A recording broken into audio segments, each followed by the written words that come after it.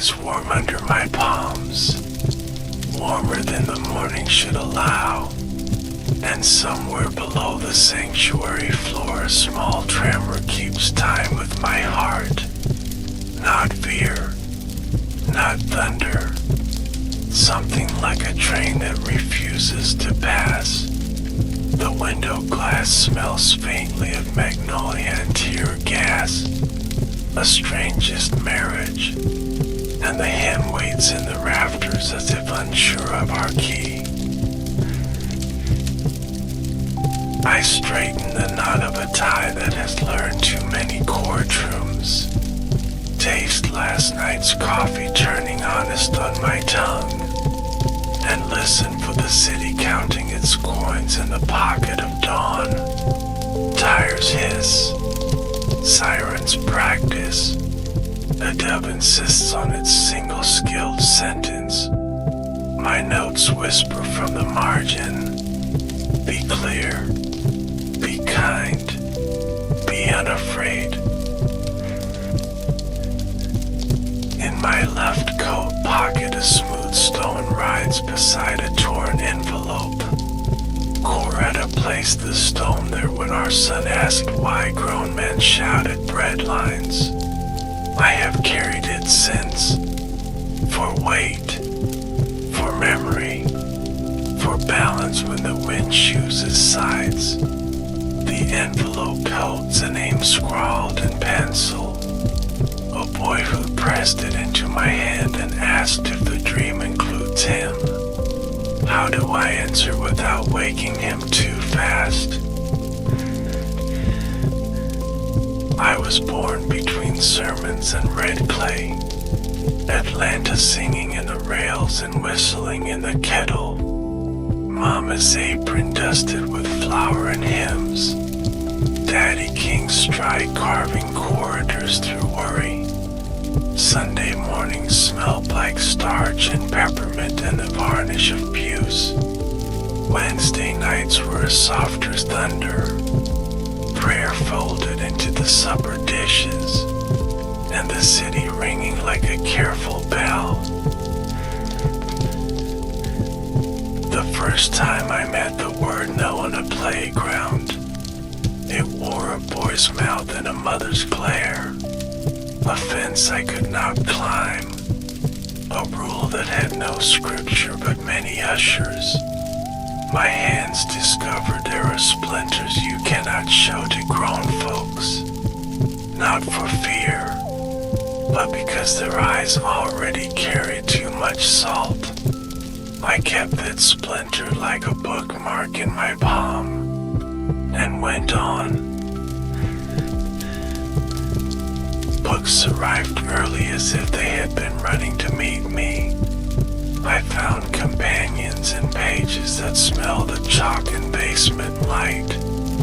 Morehouse opened like a gated 15, and I walked in with shoes that were polite but not proud. There I learned the measured courage of reason, the slow thunder of rhetoric that lives without burning. There I learned that a sentence can be a key, and sometimes a bridge. Crozer gave me winters that asked good questions, and Quaker quiet that argued better than shouts. I studied men who believed love could be a tactic, and nations that mistook order for justice. The cafeteria held its own parliament of trays and accents, where I learned to weigh a joke before spending it, and to test my temper on the anvil of silence. In Boston, the wind braided itself with study and longing. I chased footnotes through snow to a door that smelled of music, and there she stood, Coretta, voice of metallark steel, eyes like rooms with chairs ready for guests. She carried the future in a calm that corrected my ambition, and I knew then that courage should harmonize, not solo.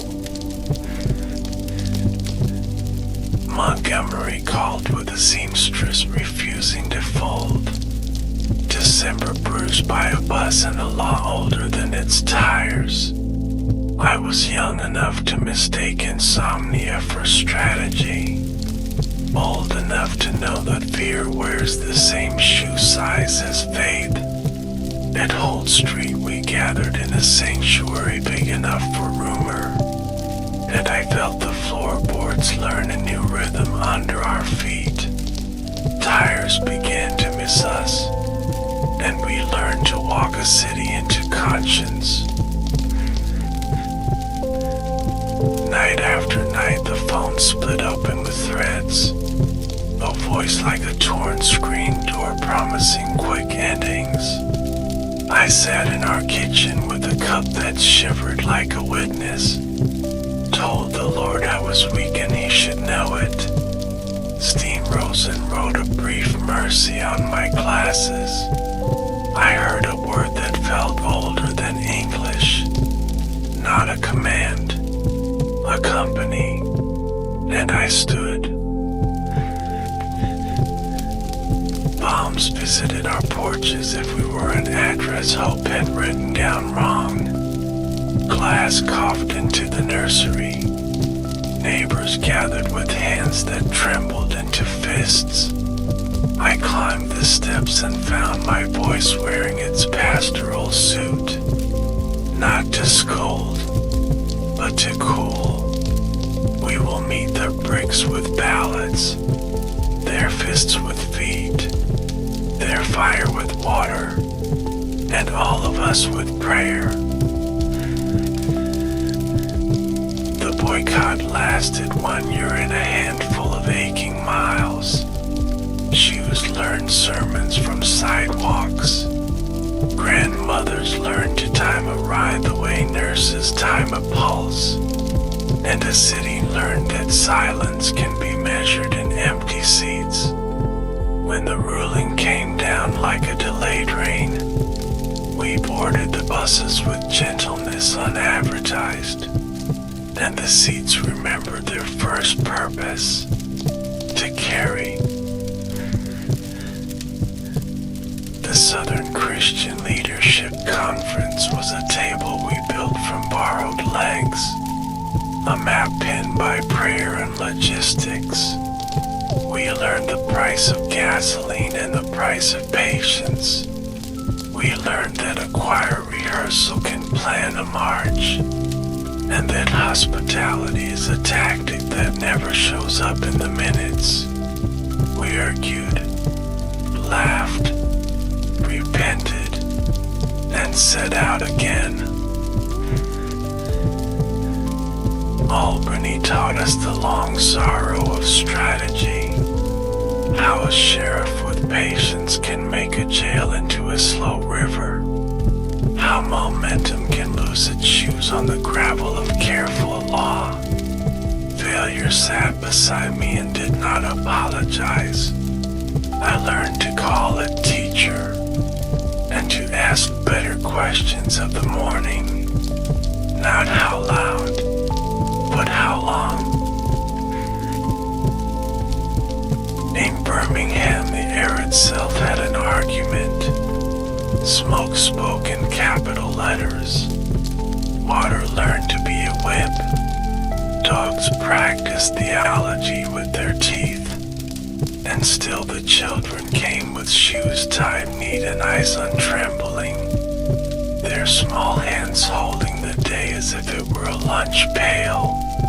They taught the cameras what courage looks like at recess, and the nation blinked.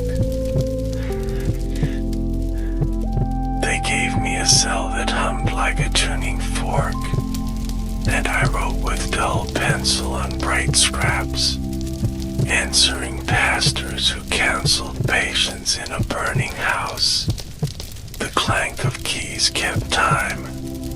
The sink performed its single faithful trick, and the letter gathered bones from the prophets and muscle from the streets.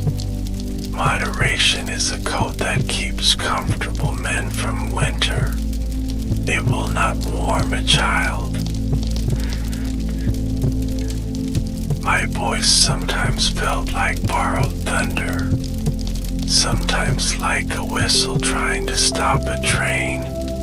In churches where wood kept the history of knuckles, I tried to lace justice to joy so people could walk in both. Metaphors knocked at the door like old cousins, and I let them in when they brought bread, not when they brought applause. Washington rose like a parable of water and song, bodies braided into a river that politely ignored the map. The air carried sandwiches and scripture and the stubborn perfume of August. I stood beneath Lincoln's patience, stone listening better than microphones, and the words that had been pacing my ribcage finally found a porch. I set them there and watched them invite themselves into homes I could not visit. The dream is not feathers, it is slumber, it is nails, it is sweat that returns on the paycheck and not on the lash. It is a lunch counter that behaves like a table and not a gate. It is a ballad that counts as loudly as the voice that cast it, and a baton retired to the umbrella stand for rain. I have known nights when the phone would not forgive me. Names hissed through wires like snakes learning cursive, and yet tenderness kept arriving in paper sacks and casserole pans. The quiet army of church mothers defending us with cornbread and scripture. Coretta's hand on my shoulder teaching my shoulders their true size. Not small, not huge, useful. Selma was a bridge that wanted witnesses, a spine of steel laid over a river that had learned the blues. When troopers turned their faces into walls, our feet answered with prayer made public. I tasted blood and dust and the breath of a nation choosing. On the 3rd March, the road finally remembered it was built for people, not for fear, and we walked a sentence all the way to its period. There is always Chicago, where the wind grades on a curve and apartment steps have their own liturgy. We moved into roaches and rent in a winter that refused to mind its business. I learned that northern smiles can be as sharp as southern signs, and that despair is bilingual. We kept on speaking wages to walls until they softened a little. You must know this. I am a minister who doubts properly, whose faith wakes up with sore knees. I argue with the dawn and apologize by noon. I have wanted safety more than righteousness, and applause more than accuracy. And still the call has followed me like a hymn that refuses to forget its words until I sing along. My children are the soft grammar of my convictions. They ask questions I cannot answer with slogans. Daddy, why do men carry sticks? Daddy, why do signs talk to skin? I tell them stories where courage ties its shoes, where love keeps a ledger stricter than law, and where winning means everyone eats. Sometimes at night I take the stone from my pocket and place it on the sermon. If the paper does not flutter, the words are heavy enough. If it does, I add another truth. sometimes small as a sidewalk track, sometimes wide as a river crossed by a bridge that finally remembers we belong on both banks. I have stood at graves where mothers taught the air to hold names gently, and at altars where brides and grooms learned that baths are not fireworks, but bread, daily and plain and holy. I have walked jails that smelled of bleach and iron and men who were boys yesterday, and courthouses that smelled of pencils and prediction. And I have tried to keep my voice the size of a human room, never larger than listening. If I lean now over the pulpit, it is not the tower, but to shorten the distance, to hand you this stone and this torn envelope, to tell you that a dream is a tool, not a lullaby, that non-violence is not passivity, but the most muscular mercy we have found, that the arc does not bend itself without calloused hands, and that we have them. The church doors will open and the street will test our vowels. March is a word that can be spoken kindly. Justice is a word that should be spoken daily. Love is the word that must pay the bill. I will step down from the wood that warmed my palms. Feel the tremor below resolve into footsteps, and join the hymn already walking.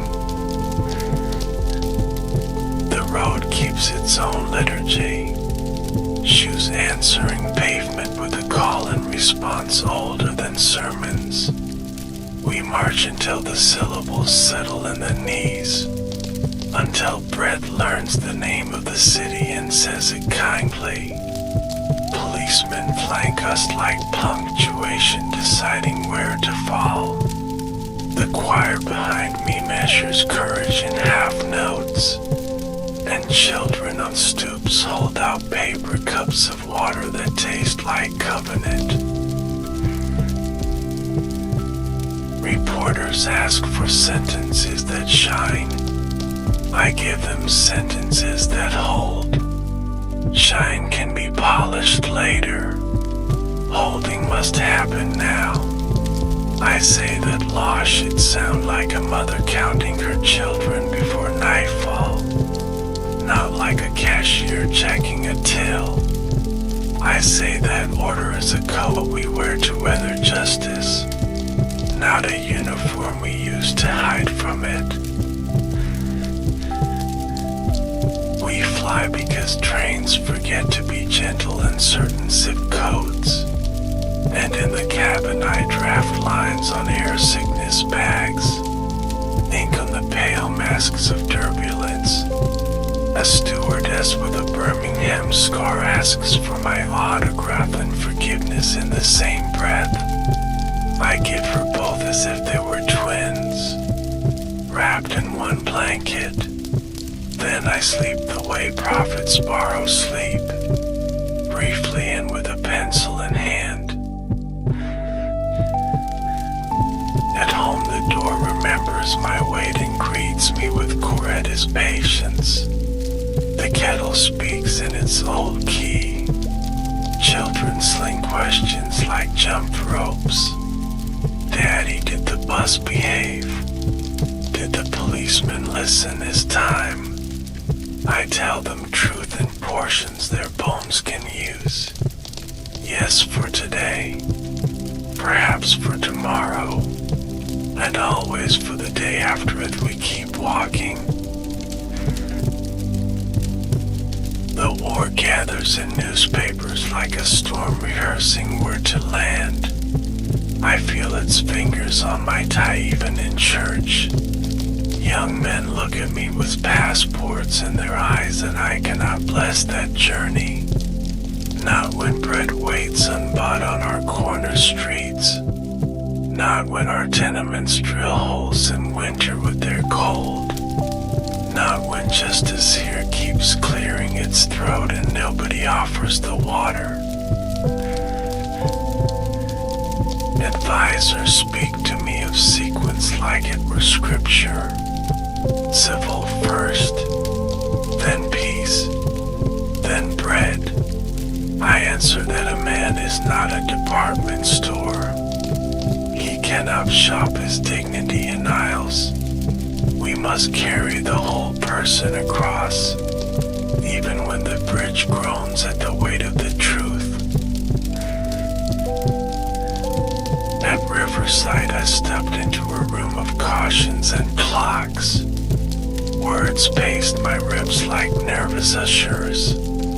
Vietnam stood between syllables like a thin boy in a helmet too large. I spoke until my voice found water. Spoke of the giant triplets and the receipts stapled to poor men's futures. The echo did not love me, but the echo respected me, and I walked out lighter than the headlines would allow. Critics arrived with sharpened reason. Friends arrived with sharpened worry. Donations performed a vanishing act. Yet the phone filled with the quiet voices of soldiers' mothers, and with a single whisper from a boy in Saigon who had read a speech on carbon paper. His consonants climbed into my chest and built the small shelter where doubt could rest without multiplying. We drew a circle on a map for the Poor People's Campaign. Hunger from Appalachia to Watts. We named this circle Resurrection City, not as prophecy, as homework. Tents would learn the grammar of mud. Sermons would learn the grammar of budgets. And America would hear itself breathing through canvas and necessity. On the road to organize, we found Memphis, and Memphis found us. Rain in its pockets and garbage on strike. Men wearing signs that said, "I am a man," as if reminding mirrors of their duty. The city's back bent over trash that did not belong to it alone. And we said we would stand there until the back learned the dignity of a straight line. The first march staggered under the weight of anger that had not yet learned our steps. Storefronts blinked broken eyelids. Sirens chewed the air. I walked home inside myself with a grief that spoke excellent English and a prayer that did not rhyme.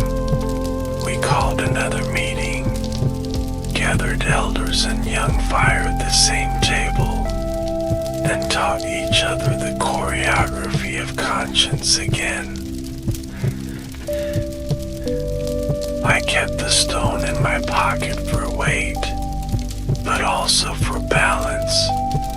Next to it, the torn envelope had softened like an old verdict reconsidered. I wrote the boy's name again inside my palm, in case pockets fail at the moment of trial, and told the Lord that I would go if he studied my knees as he had studied my tongue. He answered with the weather, rain first, then light. In those days my sleep came like a careful guest, never late, never loud, leaving a saucer under every cup of dream. I woke to the smell of Coretta's discipline, coffee and the piano's quiet spine. The children evacuated dreams with the energy of nations at dawn, and I put on a suit that had learned the names of courthouses and kitchens. I visited churches that still kept a pew for weariness, where mothers wore hats like victories ladies and men carried calluses like citations. I told them the dream had bought land, had broken ground, had framed a house, but needed windows, needed roof, needed rent paid while the paint dried. They nodded as people nod when metaphors smell like lumber they can lift. Rivers kept showing up in my metaphors as if water were the only honest historian. I thought of the Jordan and the Mississippi and the Anacostia, each with testimony, each with self that remembers who was pushed and who was pulled. I asked congregations to build bridges with budgets, not merely with throats, and they sang softer, which is to say they listened. When invitations took me abroad, I found that accents also carry burdens.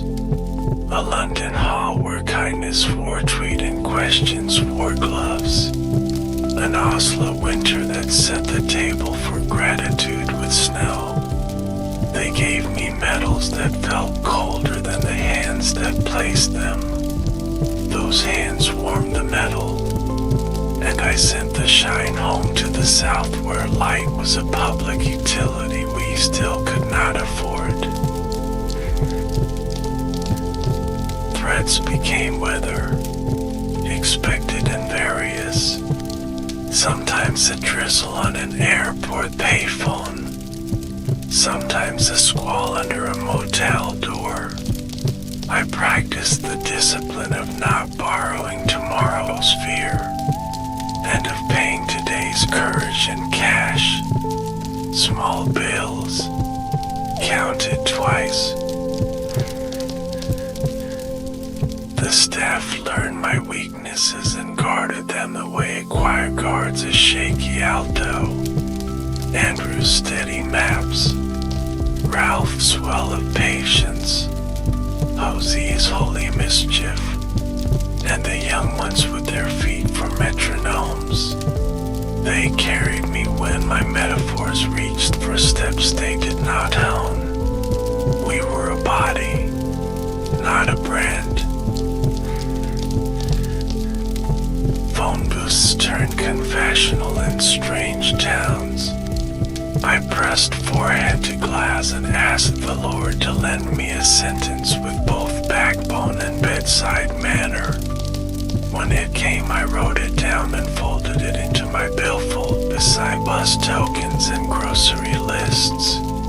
Great speeches are stitched with small errands, laundry tags, and the names of ushers who keep the aisle open when history needs to walk. Memphis again, rain rehearsing, wind asking the balcony for permission. I told them about the mountain because my knees had climbed it in dreams. I told them my eyes had seen the country's profile against a just horizon. I told them that deliverance can be collective even when the view is given to a single watcher. And they made a sound I cannot transcribe, a chord played by hunger and hope together. After the service we ate late, the room smelling of chicken and raincoats. Jokes wandered in without appointments. Jesse teased my tie and I teased his certainty. We were family enough to argue about nothing and everything. I phoned Coretta to send the ordinary through the wire. Love you. Kiss the children. Tell Yolanda the book is on my desk. Between cities I practice a craft that looks like idleness. Watching people bored. Rating courage by the way a man lifts a suitcase. Rating sorrow by the way a woman folds a newspaper after the obituary page. quotes make their way into sermons without authorization. They never sue. They only ask to be read faithfully. I think often of my grandfather's hands, the way veins made small roads under brown skin, his Bible annotated by thumb grease and weather. He taught me that a pulpit is only a louder kitchen table, that preaching without feeding is performance, and feeding without preaching is charity that forgets to ask why hunger keeps such good time. The night before any march, I placed the stone on the windowsill.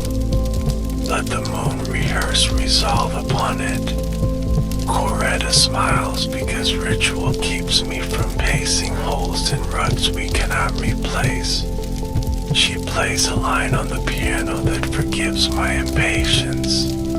I sleep finally, and in Dream America becomes a long table with leaves added until no one stands. Morning comes like a decision you can live with. I lace my shoes tight as a paragraph, find the torn envelope in the stone, slide both back into their parish in my pocket, and step into the weather we have chosen, where sirens know our names, where children know our songs, and where the road keeps preaching even after the microphones forget. Air in Memphis tastes like a sermon that has walked all day, a little tired, a little sweet with the hope of being heard. The sanitation men gather in their jackets of resolve, cardboard signs preaching with fewer syllables than I do.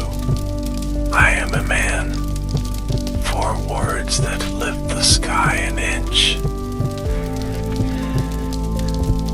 We meet in church basements where the light hums like a faithful deacon, chalk dust floating in the air like small amendments. The agenda is bread and dignity in raincoats that keep working through the storm.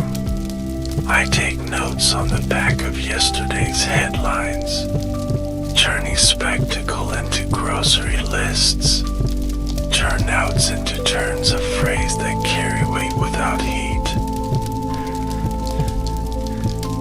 The city listens with its jaw clenched.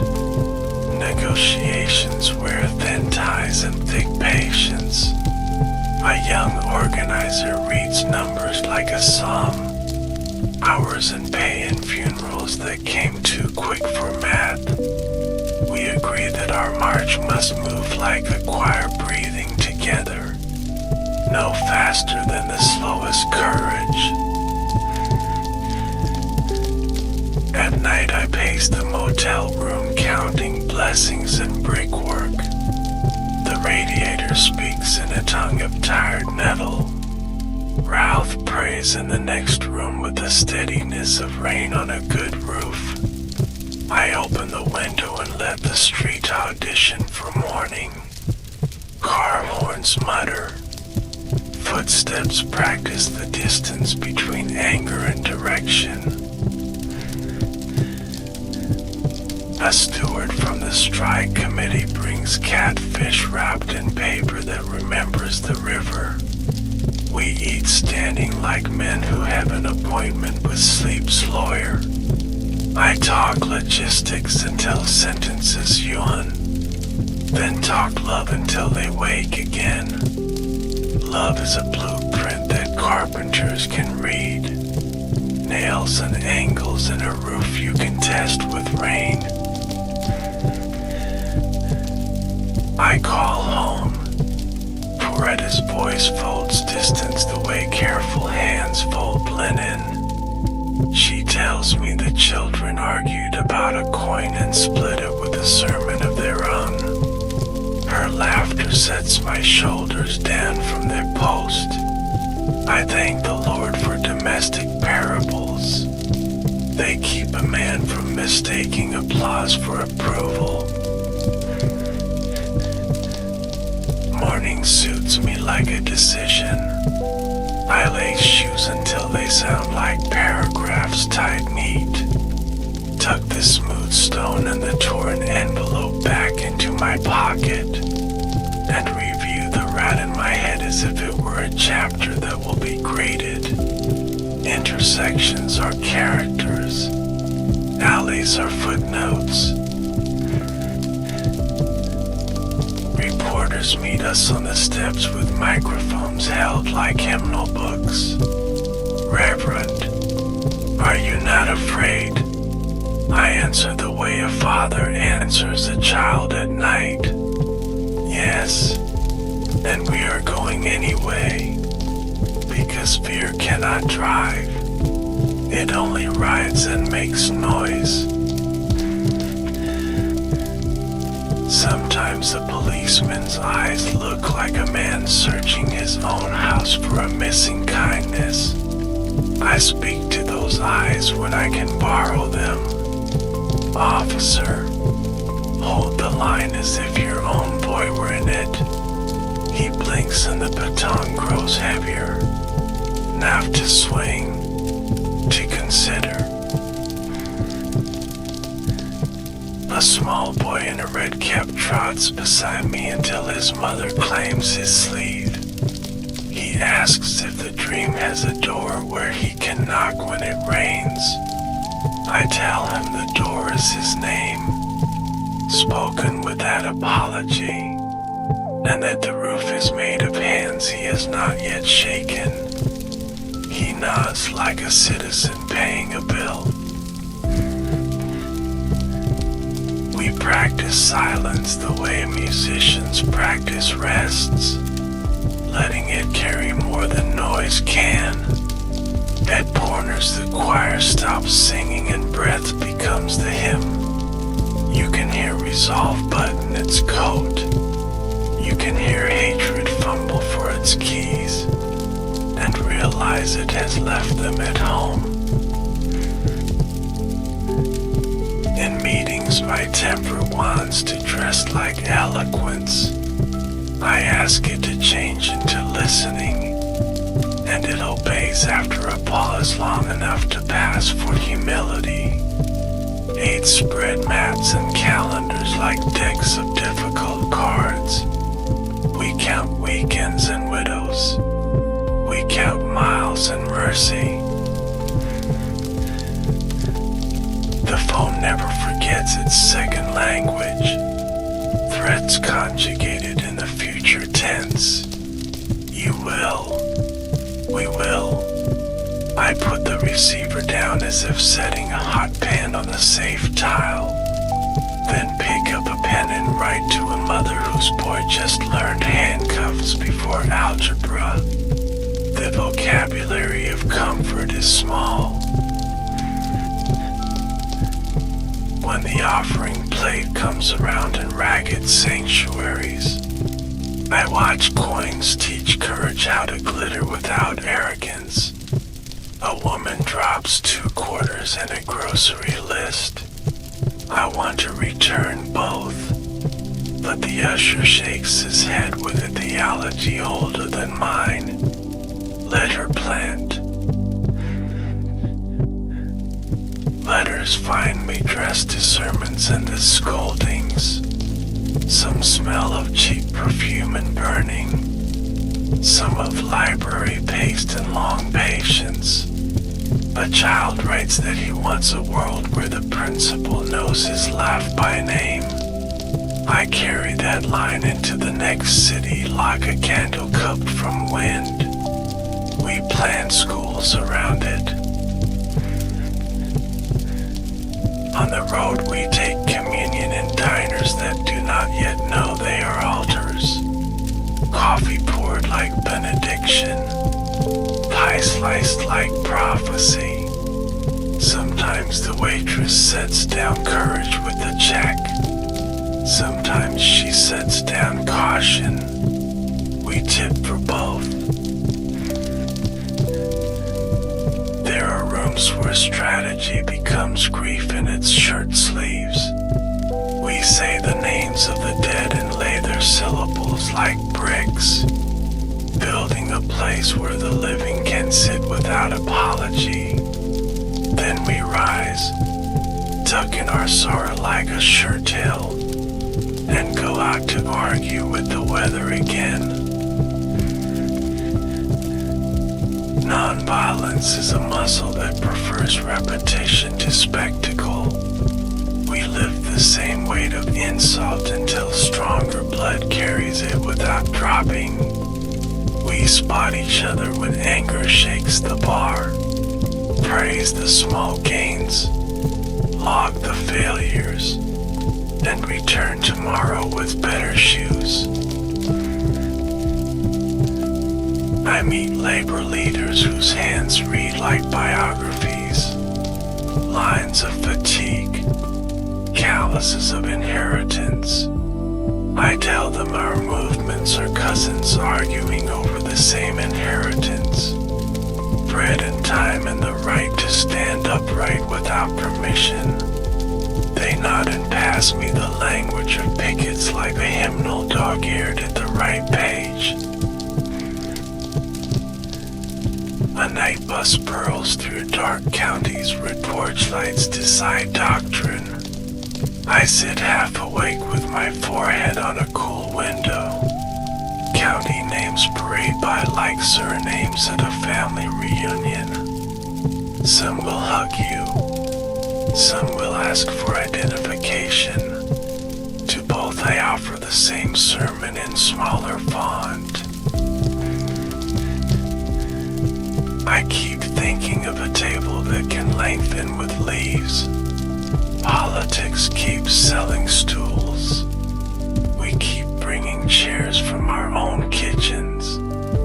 One day there will be enough room to pass salt and stories without elbows bruising. Until then we eat standing and sing while the stew learns our names.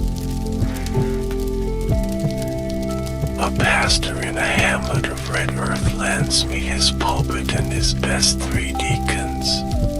The microphone coughs like an old man who still knows jokes.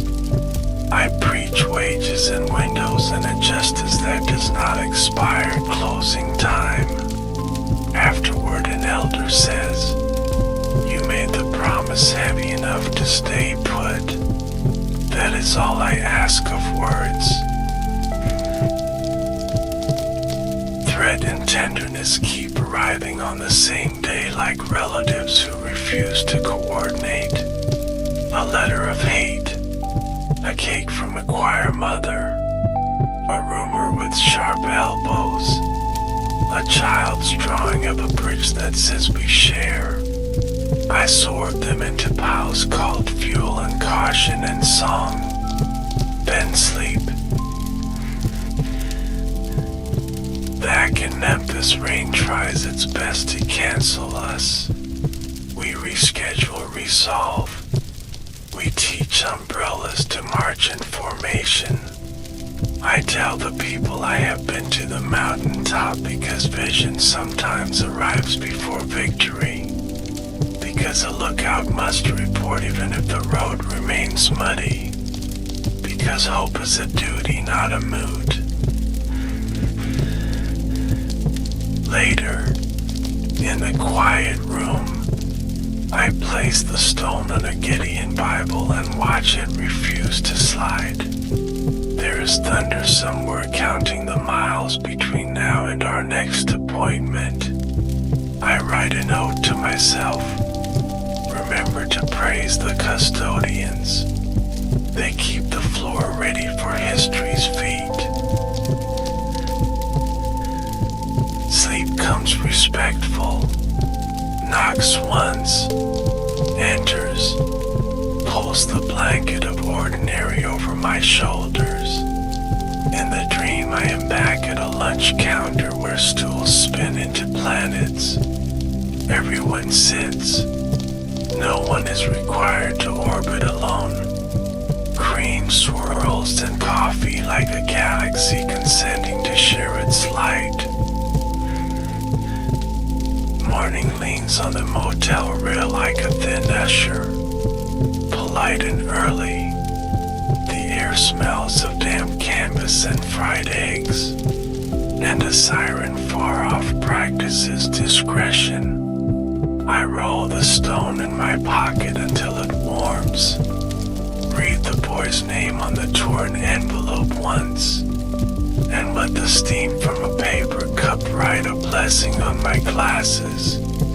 The city clears its throat, as if asking permission to be braver.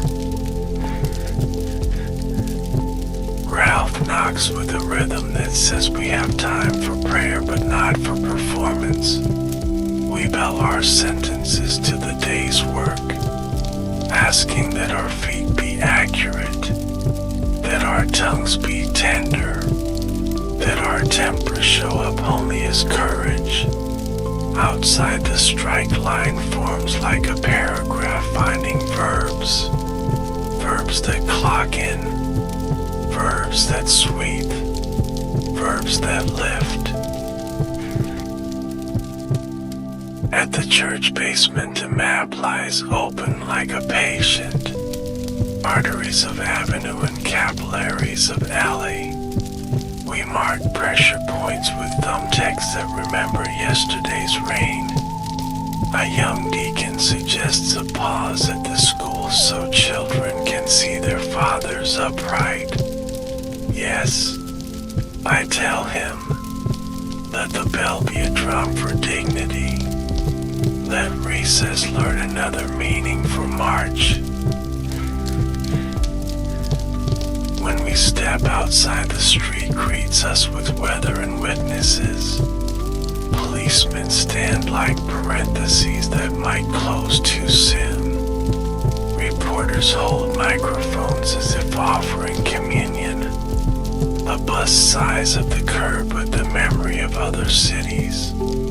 I wait at its patience, thinking of Montgomery as a hymn that keeps us bare verse for hard weeks.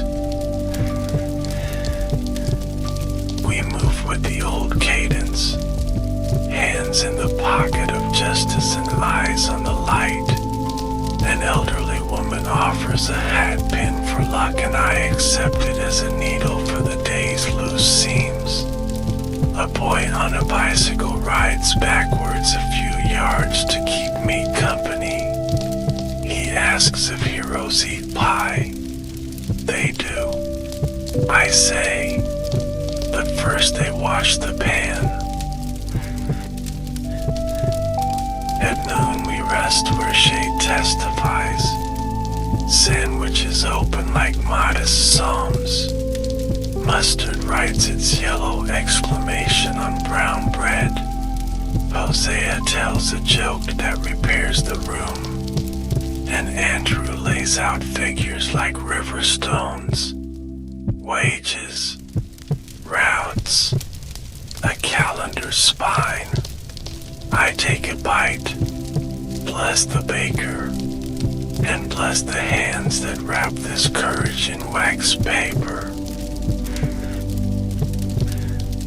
Afternoon brings a meeting that smells of coffee and caution.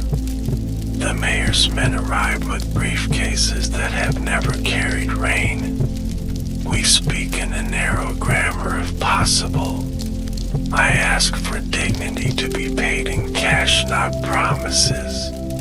They consult maps of delay.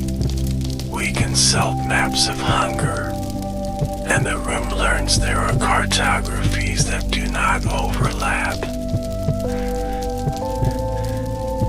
Leaving, I cross a hallway where a janitor polishes the floor to a quiet moon. He nods once and says, "Reverend, I keep it ready for your feet." I answer, "Brother, I keep my feet ready for your floor." And we exchange a treaty older than signatures. Work recognizing work. Care recognizing rank by its usefulness, not its volume. Phone calls stack like chairs in the lobby of evening. One from Resurrection City planning committees, tents, permits, latrines, the sacraments of a just encampment. Another from a mother whose boy carries a lunch pail and a grievance.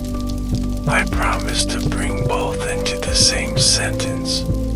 A promise measured not in thunder but in errands. Coretta's voice arrives like a key that fits any lock. She tells me the children have folded their coral into paper cranes, set them sailing in the bathtub ocean. I tell her Memphis feels like a hymn learning its last stanza.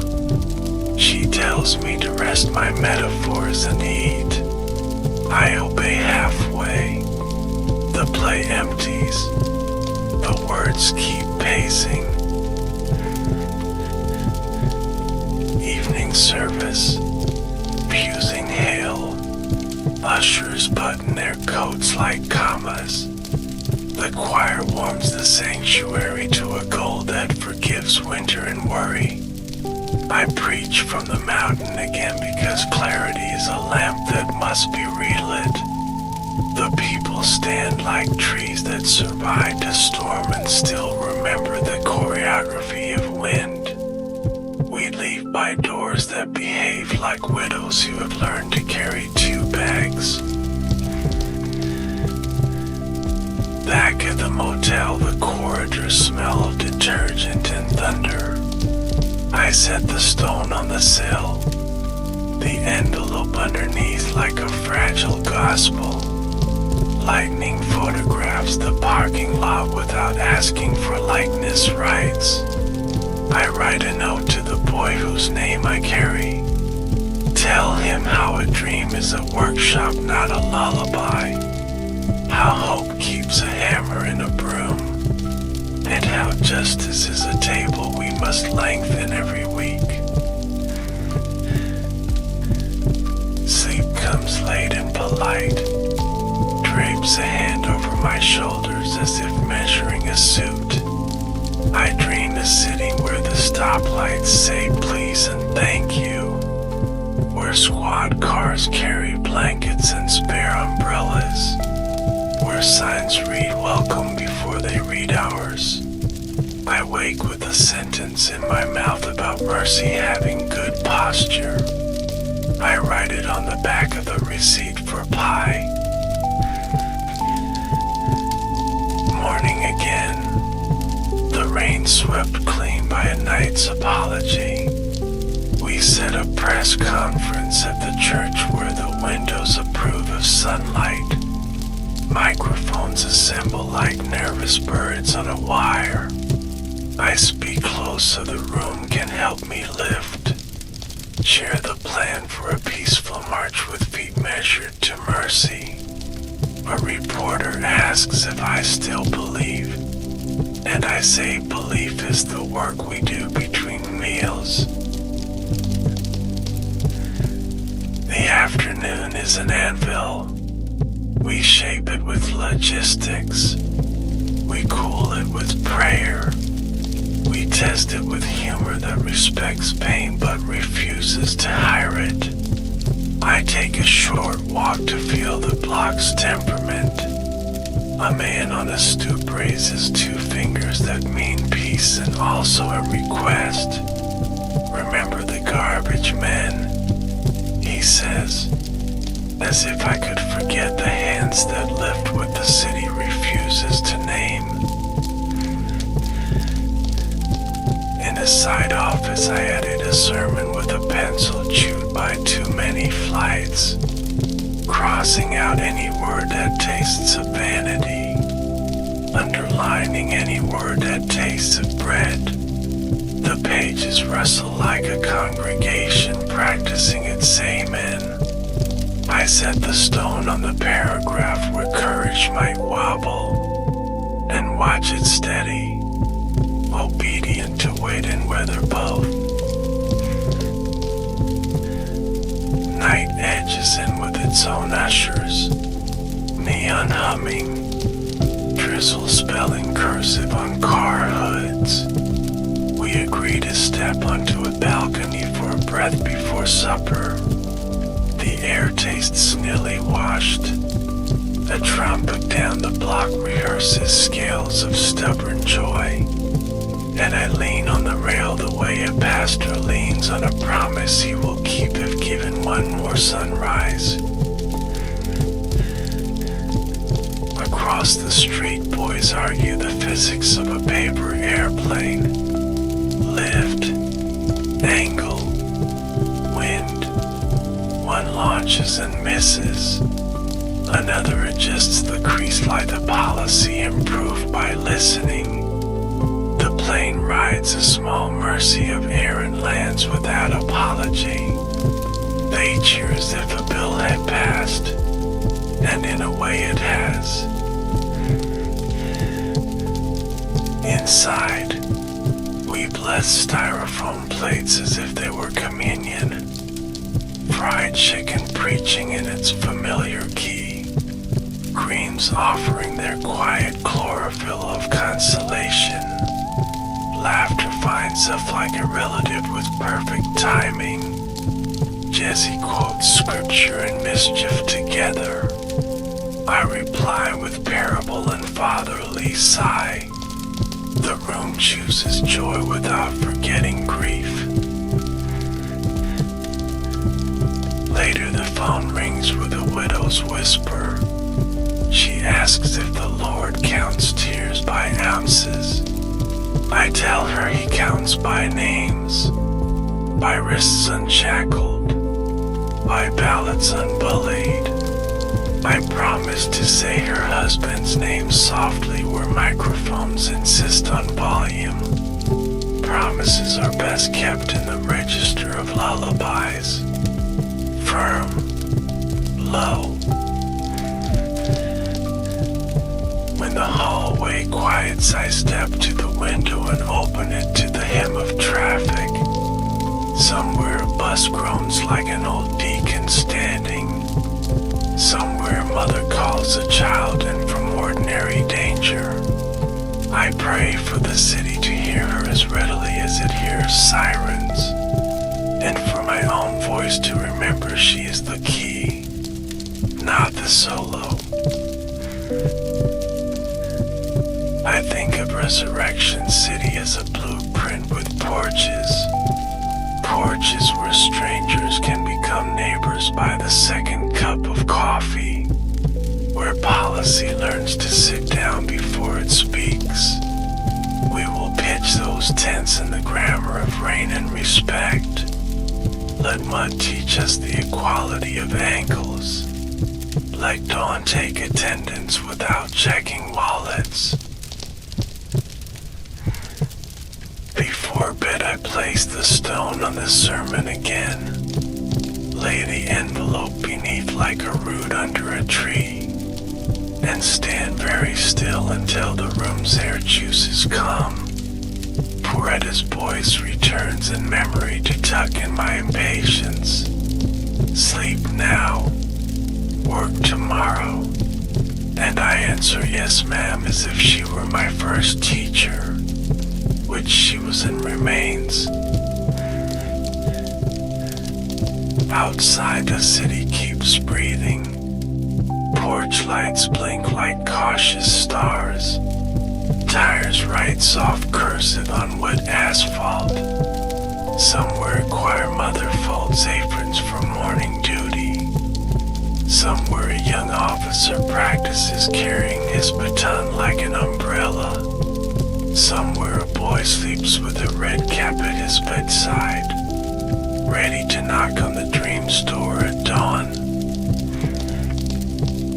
Afternoon presses its thumb against the city, smoothing wrinkles it cannot remove.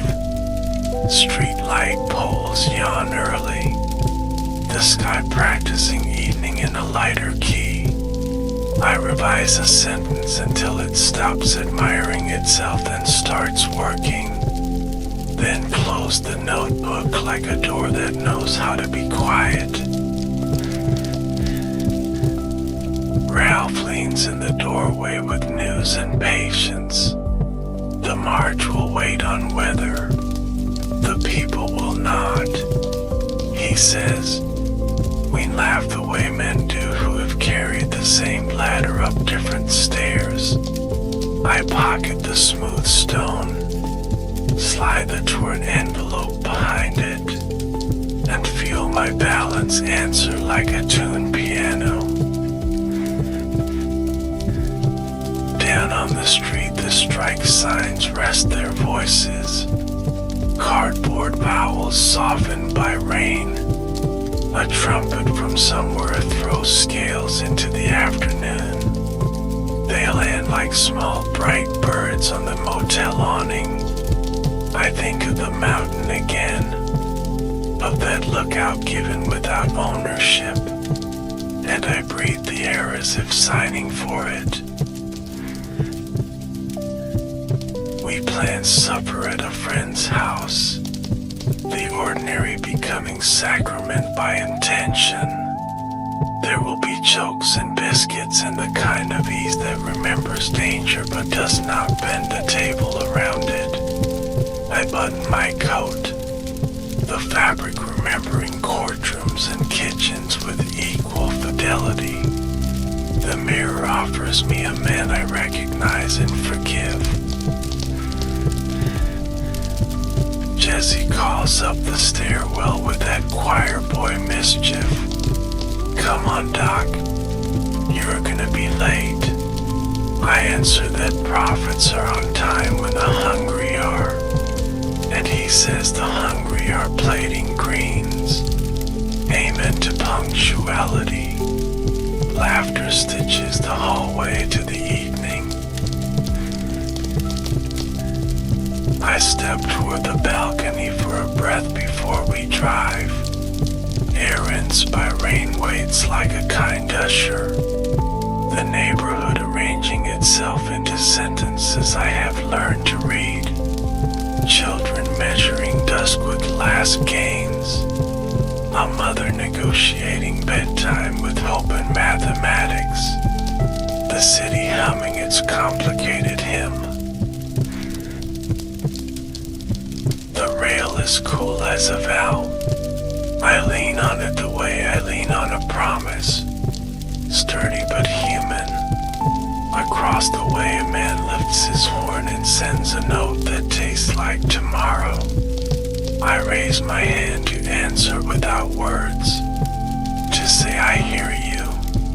To say keep going. There is a shift in the air that does not belong to weather. A silence that steps forward with its hat in its hand. Time hesitates as though checking its watch, and the world narrows into a single bright corridor. I think of Coretta's laugh, of our children's questions, of bread fairly priced in windows that open for everyone. I think of prayer small as a child's palm. Impact arrives like a period I did not intend. Sound breaks, then tries to mend, and I fall into arms that know the weight of work. The stone in my pocket finds my hip. The envelope flutters as if wanting a safer sky. My friends gather me the way a choir gathers a lingering note. Not to keep it, to carry it. I am lifted, the stairwell counting our steps with stunned arithmetic. Sirens convert breath into orders. Faces rearrange themselves around grief's instruction. I travel through a tunnel of shouted tenderness. Every voice a hand, every hand a sentence, every sentence a promise trying to meet its stirrup. A room receives me with bright mercy and practice calm. Lights hover like anxious deacons. Metal speaks in quick syllables. Someone whispers my name as if it could be sewn back on. I give what breath I have to forgiveness. It knows the path better than I do, and it walks ahead. Then wideness, unowned and gentle, a river with every shore. I step where feet are not required, carrying the stone's warmth and the boy's penciled name, hearing Coretta's music and my children's bright questions, carrying the taste of cornbread and the scent of tear gas, both real, both part of the same country. From here I see streets continued by other feet, signs lifted by other wrists, pulpits taken by voices that learn their pitch in kitchens and jails. The movement does what love always meant for it to do. It refuses to be one throat. It becomes a choir, and the song does not end when any single singer rests. I hover in sanctuaries where ushers straighten programs and sorrow straightens backs. I ride in buses where drivers have retired their tempers. I stand at lunch counters that behave like tables. Watch coins learn integrity as they change hands. Courts slow their vowels to hold truth without spilling. Classrooms learn to pronounce every name as citizen, and playground fences forget what they were hired to say. A child stands at the base of a statue that was not asked for. She looks up and then looks down at her own hands, finds they are empty and decides that is unacceptable. She picks up a clipboard. She picks up a broom. She picks up a song. This is how nations remember correctly. Coretta's voice crosses the river of absence as if it owned a bridge. Firm, tender, administrative with love. She gathers our children and the work in the same arms, studying calendars while comforting widows, teaching microphones to respect lullabies. I give thanks aloud into the wideness and it answers amen. I visit the strike line in the early memory of morning. Men still carry signs that say what governments should have said first. I am a man. Rain turns each letter into a mirror. The city catches a glimpse of itself and blushes usefully. Someday it will not need mirrors to behave. Until then the cardboard will preach. Resurrection City rises and falls like a chest learning a new breath. Mud writes its biography on ankles. Committees learn to translate hunger into policy without losing its accent. Preachers carry hammers. Carpenters carry prayers. Children carry maps of where the water runs. I move among them as weather. Gentle, insistent. In churches that never met me, I still sign the air with a benediction learned in kitchens. May your courage be accurate. May your anger be employable by mercy. May your joy make work of itself and not merely noise. People tuck those words into their pockets next to keys and receipts, and remember them at doors where history tests hinges. Sometimes I sit with a boy whose name lived on my envelope. He has grown into his questions like a suit tailored by years. He asks whether the dream has neighborhoods now. I tell him yes, some paved, some gravel, all requiring slow driving and good neighbors. He laughs, promises to build speed bumps where greed forgets to break. I watch officers carry batons the way decent men carry umbrellas, for storms, not for sentences. I watch judges lean forward like farmers reading weather, not to frighten, to encourage. I watch teachers take attendance with affection in their pen and call it policy, which it is when done daily. When anniversaries arrive dressed in black and reporters, I go where mothers gather at the edge of ceremonies, their handbags heavy with tissues and receipts for a world not yet settled. I stand in the privacy of their grief and borrow humility, then follow their example back into the street, where work continues even when trumpets rest. If you think of me, do not let marble do all the talking. Let kitchens speak. Let lunch counters speak. Let union halls and schoolyards and porches hold hearings on justice daily. Say grace before meetings. Pass bread with budgets.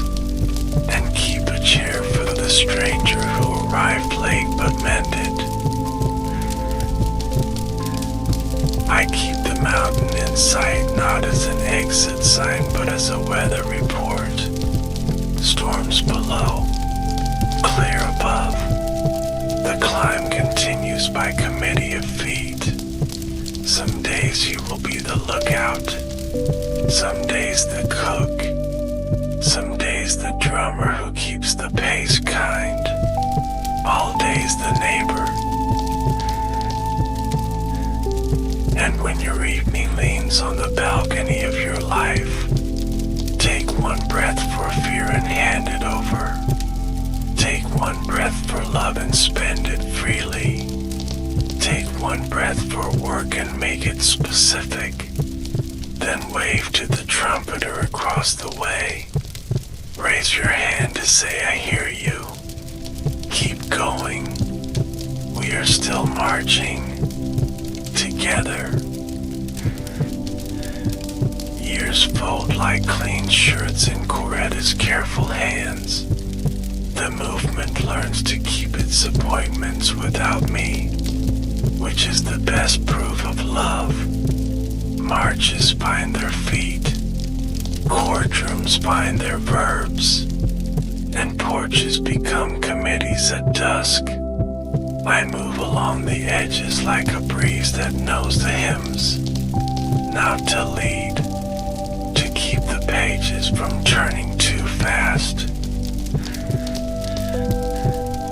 The Lorraine becomes a museum that speaks softly, a balcony teaching patience to glass, a room preserving the argument between coffee and sleep.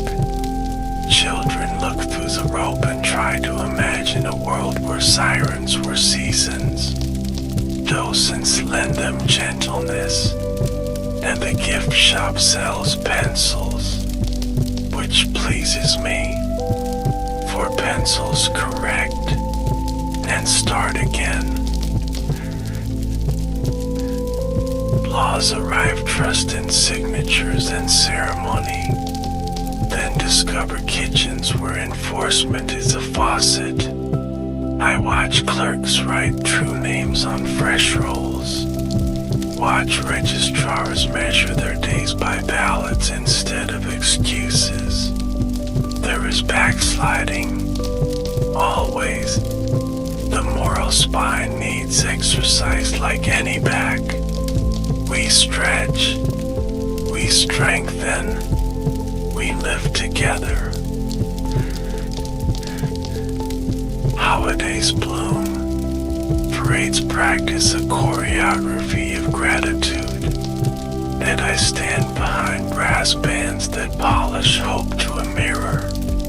School children march with sentences they learn by heart, not to perform, to remember what breath can do when given a task. Somewhere a baker rises a cake that reads beloved community in cursive that refuses to crack. In cities that never knew my shadow, a janitor tapes I am a man inside his locker for days when policy forgets. A teacher pins I am a child above the attendance book. And a nurse writes I am your neighbor on a sticky note for a patient who arrived with anger instead of insurance. These are the footnotes that keep history honest. The poor assemble again with tents and petitions. Storms lecture the canvas. Committees learn to translate rain into schedules. A young organizer reads the book of budgets with reverence and adds a margin for mercy. We used to call the contingency. I now call it love with receipts. I sit inside classrooms that smell of pencil shavings and possibility, where a child asks whether nonviolence still works in a world that refreshes faster than patience. The teacher rolls a stone across the desk, says weight is still weight, and hands learn it the same way, slower than screens, stronger than weather. Courthouses practice their vowels, saying equality without swallowing syllables, saying justice without whispering. I watch bail schedules bend toward kindness by degrees that matter like coins. Watch diversions replace cages for children who needed counseling, not keys. The clerks file the new forms under mercy, which is the proper letter. In neighborhoods that bruise easily, officers carry batons like umbrellas and clipboards like invitations. A captain rewrites roll call to include the words neighbor and learn. Patrol cars slow for stoops where elders grade evenings. And a trumpet from a porch plays the national hymn of trying again. Preachers younger than my memory tune their microphones to kitchens. Preach rent and reading in roofs that do not leak. Their congregations vote in two ways, with ballots and with casseroles.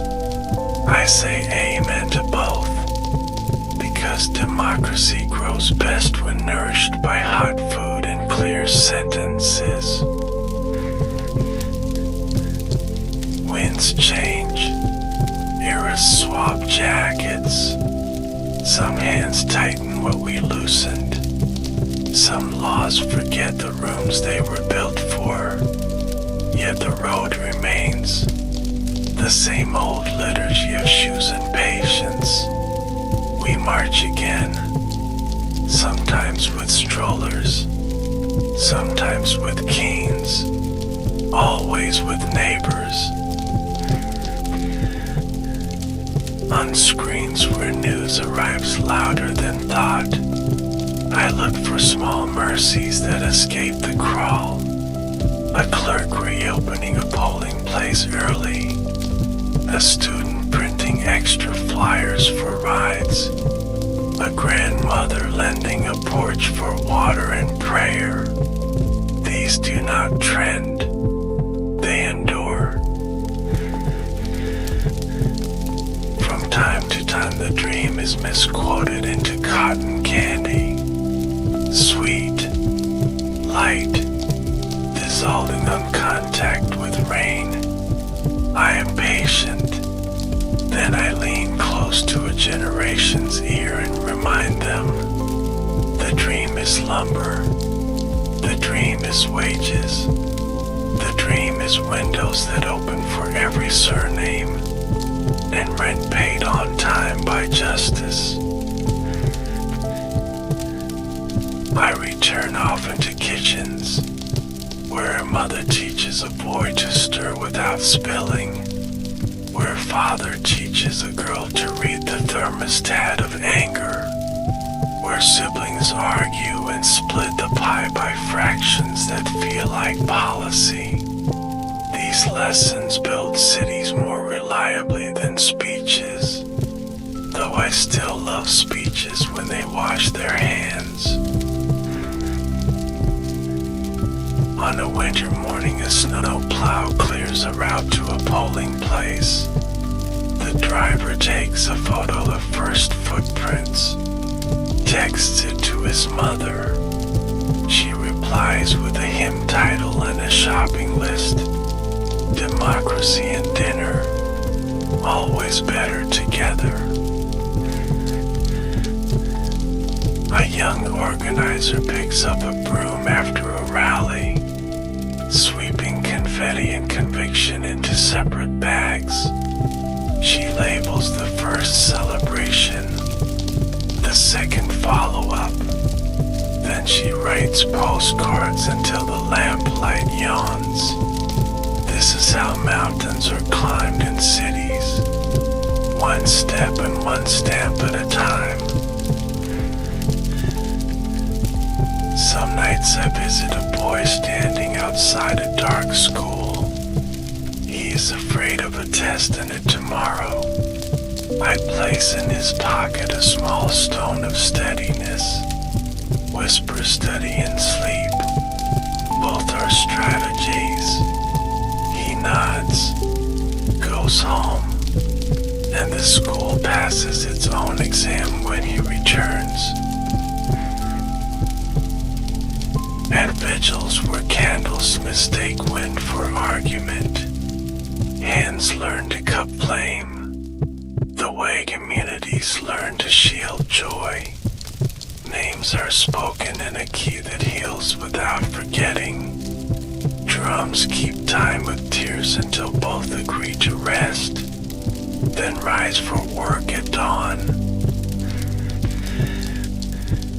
If you are looking for me, you will find me where porches grow policy, where lunch counters retire as gates and return as tables, where batons keep rain off elders, where ballots arrive before excuses, and where children's questions are treated as federal business. Keep this stone. It will steady your pocket when weather chooses sides. Keep the torn envelope. Write a name on it that needs inclusion today. Keep the trumpet across the way. Answer it with the raised hand of work. And keep marching sentences into laws and laws into lives, until the balcony of evening leans down and calls us all inside. I walked along after with a minister's habits intact, straightening chairs no one sees, checking doors that open inward, listening for the soft quarrel between fear and decency that begins any meeting. When decency wins by a whisper, I count it a victory fit for headlines, even if the paper does not agree. There is a church basement in every city, fluorescent saints buzzing above coffee and steel urns, sign-in sheets paper clipped to hope. I stand in those rooms and watch strangers become a committee, the first miracle of civic life. Loaves and fishes replaced by agendas and minutes, yet everyone leaves a little more fed. I keep my eyes on schoolyards where justice rehearses at recess. A girl with a whistle organizes teams by kindness instead of speed. Boys accept the rule and discover a new kind of victory. Teachers grade the afternoon and smiles, not detentions. And the walk home carries less thunder, more weather fit for learning. On courthouse steps I watch brides and grooms promise public economics. Patience deposited daily, anger spent carefully, joy tithed to neighbors, rings or legislation at finger scale. If you read them close you will find language against cruelty and a budget for repair. Labor halls still smell of sweat seasoned by purpose. Hands lift ballots the way they lift pallets. Steady and unafraid, I remind the room without speaking that dignity is a wage and also a window. The wage buys bread, the window buys horizon. Both must be paid in full. I travel buses that used to blush at themselves. Now they carry laughter that does not ask for permission. A driver taps the brake as if bowing to elders at the stop. A child counts seats and finds they do not argue. We did not end distance. We taught it better manners. And that is no small gospel. The museum of my days receives field trips with backpacks like small republics. A guide points to the balcony and lowers her voice to the key of respect. A boy presses his palm to the rope as if testing history's pulse. I place a quiet blessing in his pocket. A pebble of steadiness he will not notice until an exam asks for courage, and he supplies it without drama. I sit with Coretta when the house has finished being a destination and returned to being a home. She tends calendars like orchards, harvests speeches into scholarships, steeps grief into tea strong enough for committees. When she laughs, I remember the exact pitch of tomorrow. Bright, useful, tuned to work. There are nights when cities crackle with old static, tempers rehearsing the wrong script, sirens clearing their throats. I go room to room like a tired firefighter of words, opening windows, name neighbor and please and listen.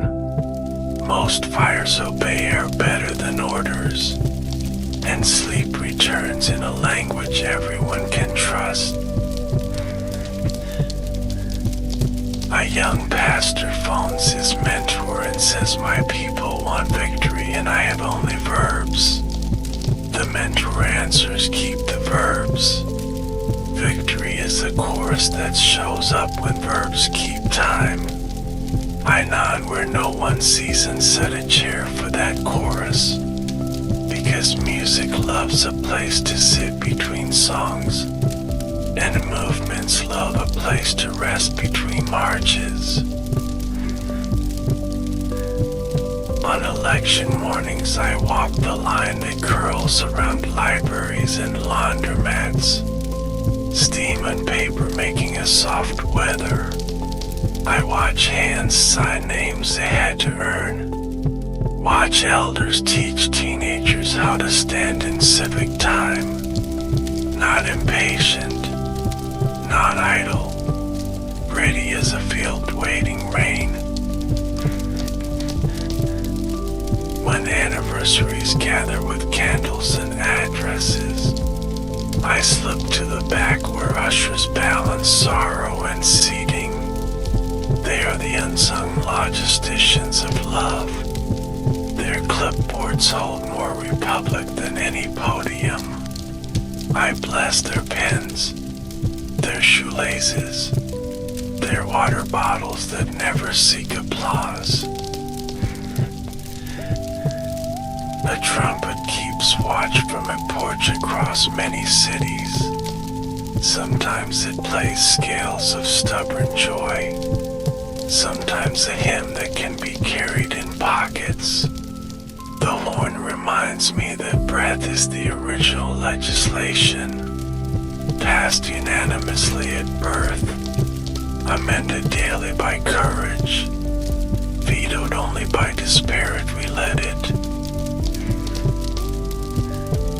I mentor tempers the way gardeners mentor vines, coaxing them toward trellises of purpose, trimming the showy leaves of pride, sating the strength for fruit, sweetness that can be shared without invoice. The neighborhood eats better when anger is pruned, not poisoned. Whenever a city paints a crosswalk bright as mercy, I stand at its edge and watch elders cross with the dignity of parades. Drivers learn a new catechism with their brakes. Children discover the pleasure of being expected, not merely tolerated. These stripes are small bridges, and bridges are the religion we practice without doctrine. I return to pulpits as guest weather, a breeze that lifts pages to the right scripture. I favor texts that require verbs in the street: feed, visit, loose, learn, vote, and I applaud quietly when the benediction includes a grocery list, because the saints are most persuasive with casseroles. When cities grieve publicly, I watch hands learn choreography, lighting candles, passing tissues, lifting photographs like stained glass. A drone finds the heart's metronome and refuses to leave it alone until the room can breathe together, until rage learns to march in time with mercy. Sometimes I sit with legislators who mistook headlines for handrails. I lay a stone on their draft and watch which clauses wobble, then ask where the poor appear in their punctuation. Commas make room, periods end arguments.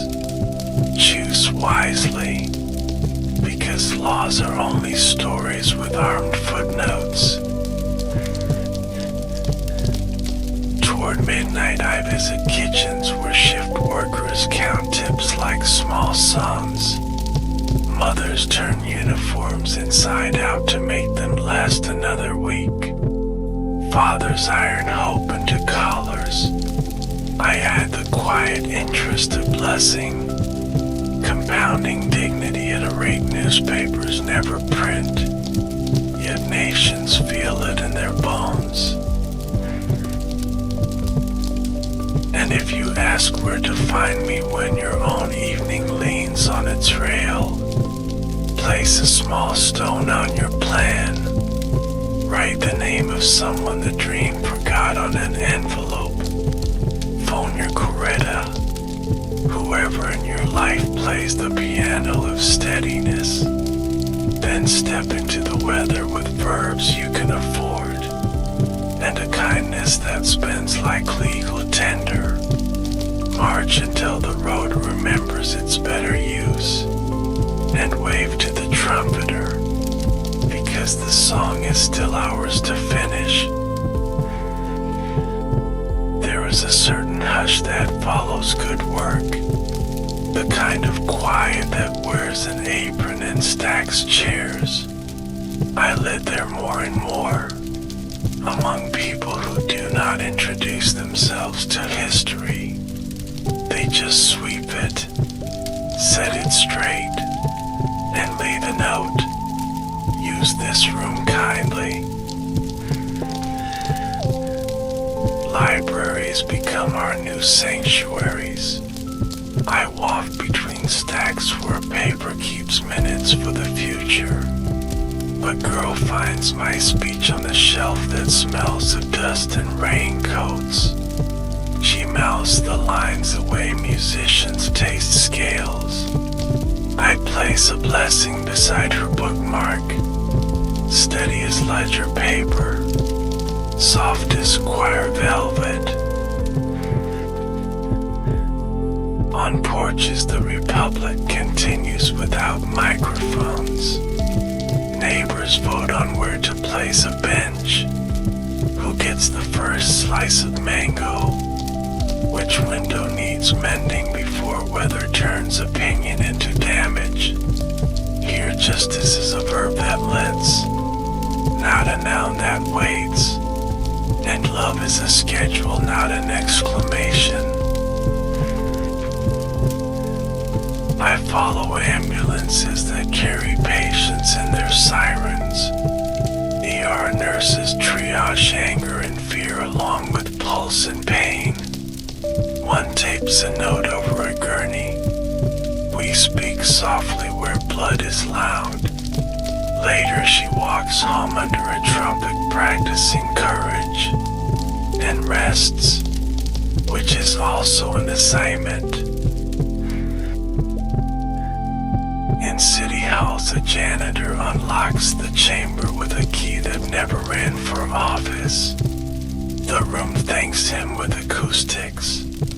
Council members argue until verbs get tired. Then a clerk reads an email from a grandmother about the bus route that forgot her corner. The mat blushes. The vote tasses. And another child gets home before dark. I spent long minutes with men who once mistook their batons for sentences. We review the grammar together. Commas make room. Periods prevent harm. Question marks invite listening. They nod and carry umbrellas instead. Rain arrives impressed and behaves. Factories hum with tempered thunder. A foreman pins a sign above the time clock. Dignity clocks in first. Production follows. Wages catch up. The line learns to move without stepping on toes. And the whistle at dusk sounds like a hymn that knows everyone's name. The teacher draws a table on the board and writes sleeves across its edge. We can add more, she tells the class. We can always add more. Children practice passing invisible salt with visible care. The lesson is ridiculous to anyone who refuses to remember hunger. To the rest it is policy. I walk jail corridors where hope volunteers for night shift. A chaplain keeps a ledger of small mercies. Extra phone minutes. A library card.